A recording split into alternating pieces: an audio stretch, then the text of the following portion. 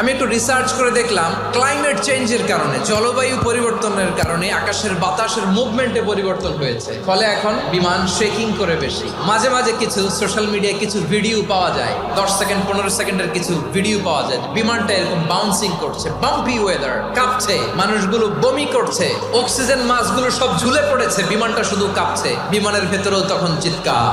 গত বছর আমার ইন্টারন্যাশনাল অনেকগুলো ফ্লাইট ছিল, তো আমি দেখলাম যে আগের ফ্লাইটগুলোর তুলনায় এখন এয়ার টার্বুলেন্স খুব বেশি। গত বছর হিথ্রো এয়ারপোর্ট থেকে সিঙ্গাপুর এয়ারলাইন্সের একটা ফ্লাইটে এমন বেশি এয়ার টার্বুলেন্সের শিকার হয়েছিল ওই এয়ারক্রাফটটা, 33 জন যাত্রী সেখানে আহত হয়েছে, একজন যাত্রী নিহত হয়েছে। কেবিন ক্রুজ, এয়ার হোস্টেস যারা আছে, একজনের নাক ফেটে, চোখ ফেটে, কপাল ফেটে, ব্লিডিং হয়ে শয়লা।